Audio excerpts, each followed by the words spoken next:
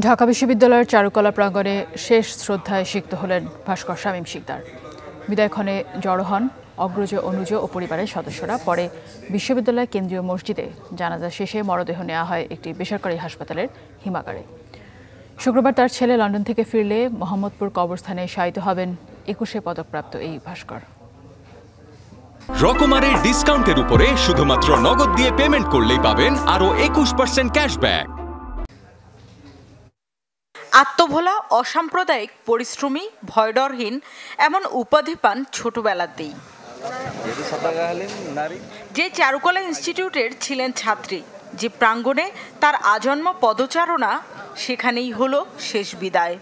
অগ্রজ, অনুজ, বন্ধু স্বজনের কাছে ভাস্কর শামীম শিকদারের চলে যাওয়া যেন কিছুতেই মেনে নেবার নয়।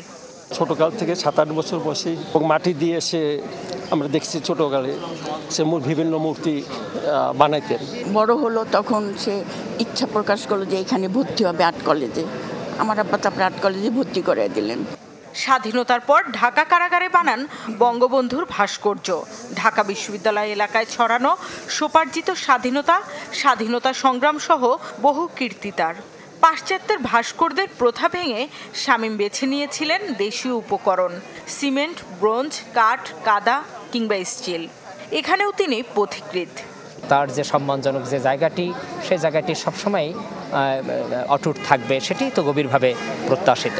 তিনি শুরু থেকেই এই আমাদের দেশের আন্দোলন সংগ্রামের সাথে তিনি যুক্ত ছিলেন এবং সেইভাবে তার ভেতরে একটা র্যাডিক্যাল ব্যাপার সবসময় থেকেছে, যেটা তার কাজের উপরেও ছাপ পড়েছে। সাহসী মেয়ে ছিল, এরকম সাহসী মেয়ে ওই সময় আমি দেখি নাই।